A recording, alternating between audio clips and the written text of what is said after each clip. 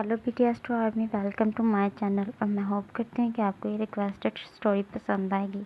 मेरे पास जेगुक टाइगी और नामजिन की बहुत ज़्यादा स्टोरी की रिक्वेस्ट आ रही थी, तो इस वजह से मैंने सोचा कि मैं उन तीनों की एक साथ स्टोरी बना देती हूँ, क्योंकि मेरे पास इतना टाइम नहीं था कि मैं उन तीनों के लिए अलग अलग वन शॉट बनाऊँ। इस वजह से मैंने एक स्टोरी में ही तीनों को ही ऐड किया है और तीनों की स्टोरी इसमें भरपूर दिखाई जाएगी। चलिए हम अपनी स्टोरी की तरफ आते हैं। मिस्टर जॉन और मिसेस जॉन दोनों ही माफियाज थे। डेथ हो जाती है। अपने मॉम डैड की डेथ के बाद तीनों ही माफिया बन जाते हैं और तीनों ही हमेशा गुस्से में और रूठ रहते हैं।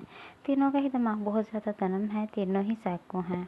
उसकी मेन रीज़न ये है कि उनके मॉम डैड को उनकी आंखों के सामने ही कत्ल कर दिया गया था और उन बच्चों को ज़िंदा छोड़ दिया गया था ताकि वो ज़िंदगी भर के लिए तड़पते रहें और देखें कि माफियाज का क्या हाल होता है। लेकिन उनके तीनों बेटे दिमाग के बहुत ज़्यादा गर्म थे, इस वजह से वो माफिया वर्ल्ड को ही ज्वाइन कर लेते हैं और जैसे जैसे बड़े होते हैं अपने जहन में एक बात को बिल्कुल पक्की तरह बैठा लेते हैं कि उन्होंने बड़े होकर अपने मॉम डैड का बदला लेना है। वैसा ही करते हैं, जैसे वो यंग होते हैं तो वो अपने मॉम डैड का बदला लेते हैं।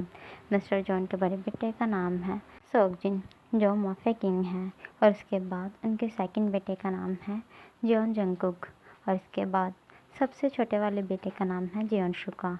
वो तीनों ही बहुत ज़्यादा रूठ हैं और एक दूसरे के साथ ज़्यादा क्लोज नहीं हैं। अपने काम के साथ काम रखते हैं और एक दूसरे के काम में बिल्कुल भी बात नहीं करते हैं। प्यार तो वो तीनों ही एक दूसरे से बहुत ज़्यादा करते हैं, लेकिन कभी भी एक दूसरे को मना नहीं करते हैं। जो कर रहे होते हैं वही करते रहते हैं। एक दूसरे के मामले में ज़्यादा इंटरफेयर करना उनको पसंद नहीं है।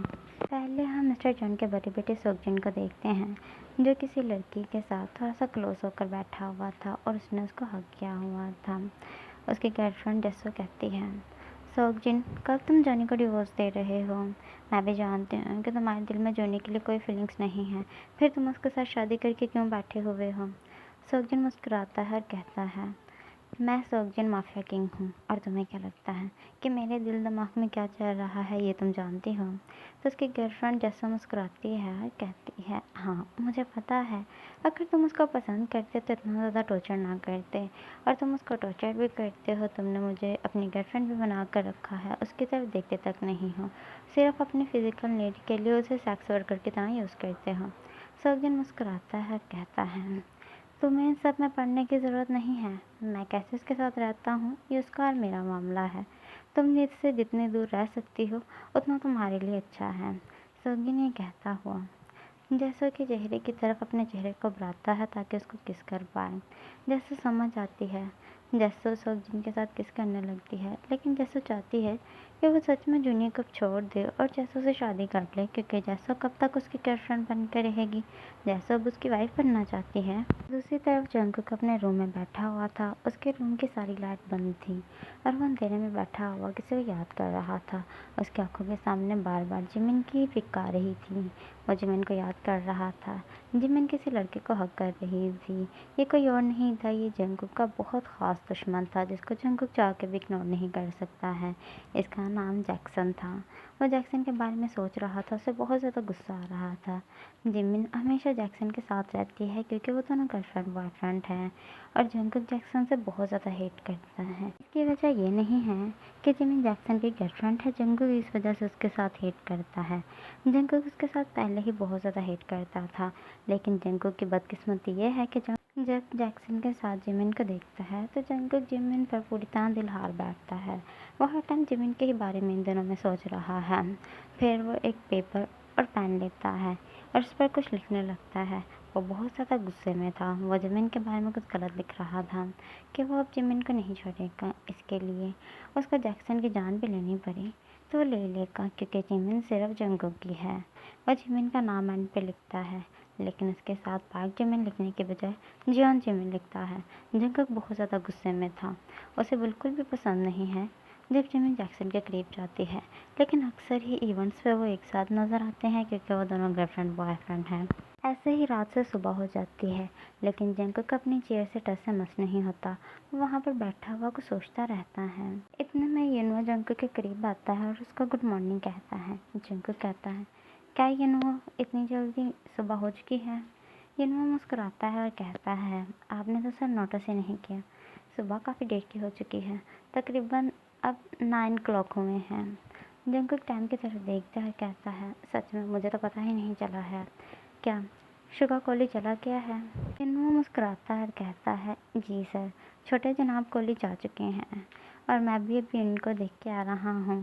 वो फुल सिक्योरिटी के साथ ही गए थे, जैसे आप उनको जाने के लिए हमेशा कहते हैं। जिंकू कहता है, मुझे अपने और सोक्जिन भाई के लिए कोई फ़िक्र नहीं है, क्योंकि हम दोनों बड़े हैं और माफियाज भी हैं। लेकिन छोटा माफिया भी है, लेकिन वह भी कॉलेज स्टूडेंट है और छोटा है।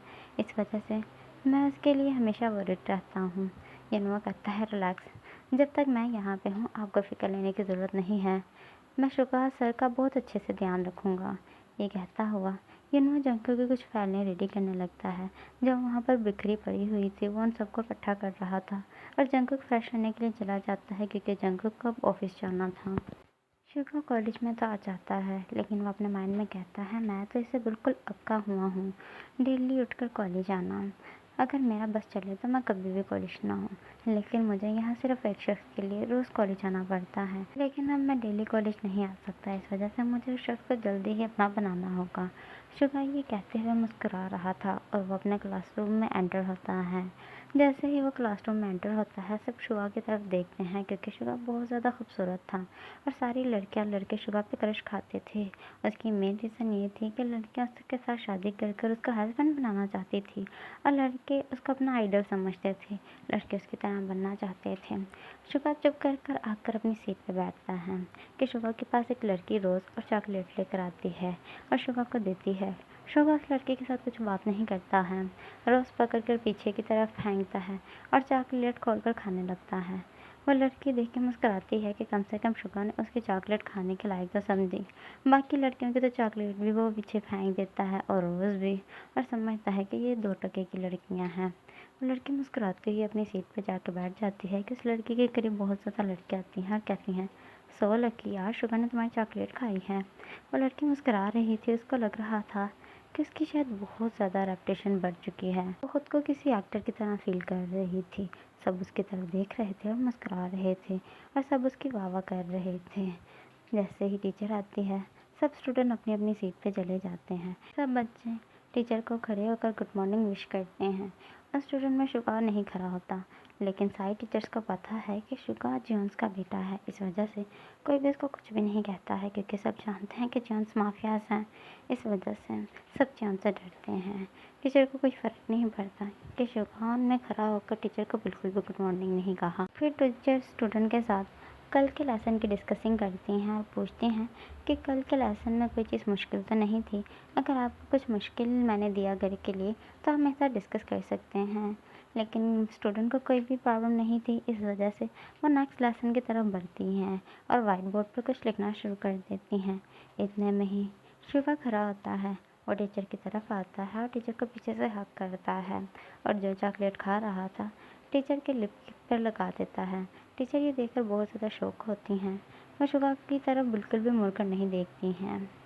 टीचर को बिल्कुल समझ नहीं आ रही थी कि उसे ये कंडीशन को कैसे हैंडल करना है।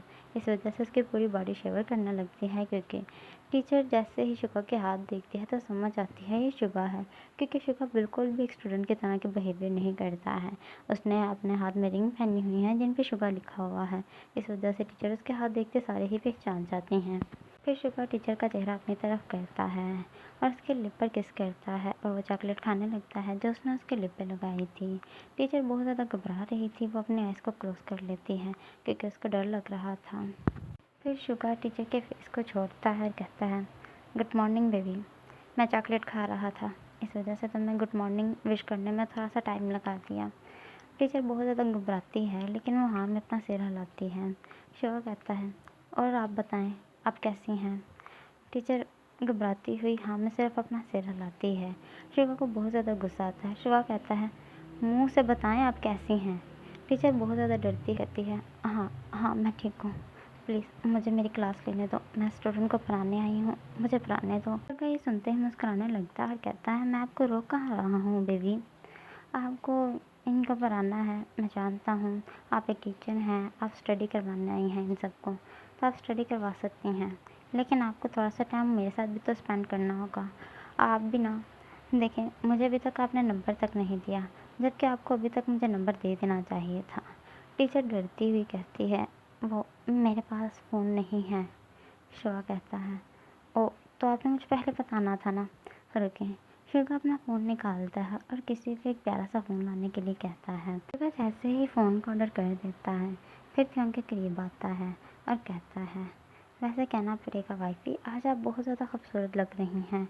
आज कोई स्पेशल बात है। थियोंग शिवा की तरफ देखती है और कहती है, नहीं आज कुछ स्पेशल नहीं है। वो ये कहते हुए भी घबरा रही थी क्योंकि उसको सुबह से बहुत ज़्यादा इरिटेशन सी फील हो रही थी। वो सोच रही थी कि कब वक़्त आए वो शुगा से दूर जाए, लेकिन शुगा उसको कभी भी छोड़ने के इरादे में ही नहीं था, बल्कि शुगा तो उसके साथ शादी करना चाहता था। शुगा भी थियोंग के साथ बातें ही कर रहा था कि इतने में ही एक शख्स क्लासरूम में एंटर होता है और वो शुगा के हाथ में आकर एक बॉक्स पकड़ाता है। शुगा वो बॉक्स तायोंग के हाथ में पकड़ाता है। तायोंग डरती हुई वो बॉक्स खोलती है और देखती है कि इसमें एक फ़ोन था और ये बहुत ज़्यादा देखने में ही एक्सपेंसिव फ़ोन था। तायोंग उस फ़ोन को देख के घबराती हुई कहती है, मुझे इतना एक्सपेंसिव और इतना महंगा गिफ्ट नहीं चाहिए तुमसे। शुगा मुस्कुराते हुए कहता है, वाइफी आप भी ना, ये सब आपके लिए है क्योंकि मैं आपसे बहुत ज़्यादा प्यार करता हूँ और जो मेरा है वो सब आपका है। इस वजह से आपको ये नहीं सोचना कि कितने पैसों का आया है या मैंने आपके पीछे कितने पैसे लगाए हैं। आप बिल्कुल रिलैक्स हो जाएं, मैं आपके लिए कुछ भी कर सकता हूँ। थियोंग फिर ये बात को ख़त्म करना चाहती थी क्योंकि उसको खुद के करीब शुगा का आना बिल्कुल भी पसंद नहीं था, क्योंकि थियोंग शुगा से एज में बहुत बड़ी थी और उसकी टीचर भी थी। लेकिन शुगा बहुत ज़्यादा ज़िद्दल बच्चा था, इस वजह से वो अपनी टीचर के साथ ही डेट करना चाहता था क्योंकि उसे अभी तक किसी लड़की में इंटरेस्ट हुआ ही नहीं था। लेकिन जैसे ही उसने थियोंग को देखा था तो उसको थियोंग के लिए फीलिंग्स दिल में आने लगी थी। थियोंग उसको कहती है, प्लीज़ प्लीज़ मुझे स्टूडेंट को स्टडी करवानी है, इसके बाद मुझे नेक्स्ट क्लास में भी जाना है स्टडी करवाने के लिए। शुगा मुस्कुराता है, कहता है, वाइफी करा लेना ना, जल्दी किस चीज़ की है। अच्छा अगर तुम चाहती हो कि मैं जाकर चुप कर कर अपनी सीट पर बैठ जाऊं, तो तुम्हें इसके लिए मुझे हक करना होगा और मेरे फोरहेड पर हमेशा की तरह किस करना होगा। शुगा जानता है कि थियोंग कभी भी उसके लिप पर किस नहीं करेगी, वो बहुत ज़्यादा शाय गर्ल है। इस वजह से वो अपने फोरहेड पर थियोंग को किस करने के लिए कहता है। थियोंग ना चाहती हुई भी शुगा के फोरहेड पर किस करती है और उसको हक करती है क्योंकि थियोंग उससे अपनी जान छुड़वाना चाहती थी। जैसे ही वो उसको हक करके उससे थोड़ी सी दूर हटती है तो शुगा मुस्कुराते हुए जाकर अपनी सीट पे सच में बैठ जाता है। थियोंग क्लास लेना स्टार्ट कर देती है। वो स्टूडेंट को लेसन दे रही थी, उनसे लेसन सुन रही थी और शुगा पूरी क्लास में बैठ के सिर्फ थियोंग को ही देख रहा था। उसको जैसे कि क्लास के दूसरे स्टूडेंट से कोई फ़र्क ही नहीं पड़ता है। वो पूरा दिन सिर्फ थियोंग को ही देखता है, थियोंग का ही वेट करता है। बाकी किसी टीचर को वो ज़रा बात तक नहीं करता है, उनको बुलाता तक नहीं है, उनको देखता तक नहीं है। लेकिन वो थियोंग को बहुत ज़्यादा पसंद करता है, इस वजह से वो कॉलेज ही सिर्फ थियोंग के लिए आता है। दूसरी तरफ जंगकुक डाइनिंग टेबल पर बैठा हुआ था और जंगकुक अपने सेकंड हैंड युनवो को कहता है, युनवो आज हम लोगों को एक पार्टी पे जाना था। युनवो मुस्कुराता है और कहता है, हाँ आज हम लोगों को उस पार्टी पे जाना है, लेकिन आपको पता है आपका दुश्मन भी वहाँ पर आने वाला है। जंगकुक कहता है, क्या मतलब? वो कहता है, वो भी इस पार्टी में इन्वाइट है, जिस माफिया ने आपको इन्वाइट किया है उस माफिया ने उसको भी इन्वाइट किया है। जंगकुक कहता है, इसका मतलब कि आज मैं जिमिन को देखूंगा और बदकिस्मती उसके साथ देखूंगा, लेकिन बहुत जल्दी मैं जिमिन को उसे छीन लूँगा। तो जंगकुक का सेकंड हैंड कहता है, सर लेकिन जिमिन मैम को बिल्कुल पसंद नहीं आएगा कि आप उसके साथ ज़बरदस्ती ऐसा करेंगे क्योंकि वो अपने बॉयफ्रेंड से बहुत ज़्यादा प्यार करती हैं। जंगकुक कहता है, यही तो उसकी बुरी बात है, वो उसमें सारी बातें बहुत अच्छी हैं, वो खुद बहुत अच्छी है, लेकिन उसकी सबसे बुरी बात यही है कि वो अपने बॉयफ्रेंड के साथ हमेशा रहती है, जबकि मुझे उसका बॉयफ्रेंड थोड़ा सा भी पसंद नहीं है। जंगकुक ये कहते हुए पानी का जो उसके हाथ में ग्लास था उसको ज़मीन पे गुस्से से मार देता है। जुनी जो किचन में कुकिंग कर रही थी, जैसे ही उसको कांच तोड़ने की आवाज़ आती है तो वो पूरी तरह डर जाती है क्योंकि जुनी यहाँ पे रहना नहीं चाहती है, उसको ज़बरदस्ती रखा गया हुआ है। जैसे ही जुनी डर जाती है और आके उसका हस्बैंड सोगजिन आकर उसको पीछे से हग करता है और कहता है, क्या हुआ, तुमने आज मुझे उठाया क्यों नहीं? जूनी घबराती हुई कहती है, आप रात को लेट आए थे, इस वजह से मैंने आपको उठाया नहीं। सौजिन कहता है, मैं लेट आया या जल्दी आया? मैंने जब तुम्हें कहा होगा कि मुझे तुमने सुबह जल्दी उठा देना है तो फिर तुमने मुझे उठाया क्यों नहीं? ये कहता हुआ वो जूनी के हाथ को आगे बढ़ाता है। जूनी कुकिंग कर रही थी, इस वजह से वो जैसे ही जूनी के हाथ को आगे बढ़ाता है तो वो जो बना रही थी, जूनी का हाथ उस बर्तन को लगा देता है। वो बर्तन बहुत ज़्यादा गर्म था क्योंकि वो अभी कुछ मेक कर रही थी, इस वजह से। और जूनी का जैसे ही हाथ उस बर्तन पर लगता है, जूनी का हाथ जल जाता है। जूनी की आंखों में पानी आ जाता है। वो रोती हुई सोगजिन को कहती है कि प्लीज़ मेरा हाथ छोड़, मेरा हाथ जल रहा है। लेकिन सोगजिन उसकी एक भी नहीं सुनता। सोगजिन बस मुस्कुरा रहा था। और फिर वो जूनी के कान में कहता है, जब तुम रोती हो बहुत अच्छी लगती हो, मुझे तुम्हारे रोने की आवाज़ से भी बहुत ज़्यादा मोहब्बत है। जब तुम रोती हो तो तुम्हें नहीं पता कि मेरे दिल को कितना सुकून मिलता है। जूनी अपनी आइज़ क्लोज करती है क्योंकि जूनी को सच में बहुत ज़्यादा पेन हो रही थी। थोड़ी देर बाद वो जूनी के हाथ को छोड़ देता है और कहता है, अच्छा ये बताओ आज तुम क्या मेक कर रही हो? जूनी घबराती हुई कहती है कि वो आज सबके लिए खुद नाश्ता मेक करना चाहती है। सोगजिन कहता है, नाश्ते में कुछ मेक कर रही हो ना? क्या मेक कर रही हो ये बताओ? जूनी घबराती हुई नाश्ते में जो वो डिशेस मेक कर रही थी वो सब डिशेस के उसका नेम बताती है। सोगजिन सुनकर मुस्कुराता है क्योंकि सारी डिशेस सोगजिन की फेवरेट थी। फिर वो कहता है, जंगकुक ने अभी तक नाश्ता नहीं किया? जूनी घबराती हुई कहती है, नहीं मैं नहीं जानती हूँ। मैं किचन में मेक कर रही थी और मेड ने जाकर उनको खाना सर्व किया है, इस वजह से मुझे इस चीज़ की इन्फॉर्मेशन नहीं है। सोगजिन कहता है, ओ अच्छा, वैसे भी मुझे अच्छा नहीं लगता तुम किसी के भी करीब जाओ। सिर्फ तुम जब मैं नाश्ता कर रहा हूँ सिर्फ मेरे साथ नाश्ता करोगी और मेरे पास तब तक बैठी रहोगी जब तक मैं खाना नहीं खा लेता। ये कहता हुआ वो जूनी का हाथ पकड़ता है और जूनी को बाहर की तरफ लेकर आता है ताकि वो दोनों नाश्ता कर पाएँ।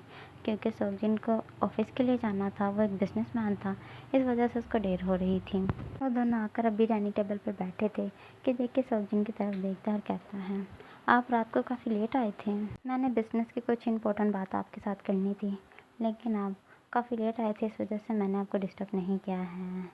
सोगजिन कहता है, हाँ मैं काफ़ी लेट आया था। वो मैं अपनी गर्लफ्रेंड के साथ था और मैं उसके साथ ही रात भर रहना चाहता था। लेकिन खैर मैं रात भर तो नहीं रहा था, उसके साथ कुछ टाइम स्पेंड किया था और फिर आ गया था क्योंकि तुम तो जानते हो मुझे फ़िज़िकल नीड के लिए हमेशा उसकी ज़रूरत पड़ती है। जूनी जो चुप करके खाना खा रही थी, जैसे कि जूनी को कोई फ़र्क ही नहीं पड़ा है। फिर जेके जूनी की तरफ देखता है, कहता है, आपको इसे यूज़ कर लेना था। सोगजिन कहता है, मैं इसे यूज़ कर कर कर बोर हो चुका हूँ, इस वजह से मैंने सोचा कि मुझे अब अपनी पुरानी गर्लफ्रेंड को ही यूज़ करना चाहिए। वैसे भी वो देखने में इससे ज़्यादा खूबसूरत और इससे ज़्यादा हॉट है। वैसे भी ये तो ऐसा लगता है कि 1965 की कोई पुरानी हीरोइन होती है, लेकिन वो काफ़ी ज़्यादा इन लगती है मुझे, बहुत ज़्यादा खूबसूरत है। जेके कहता है, सो अमेजिंग।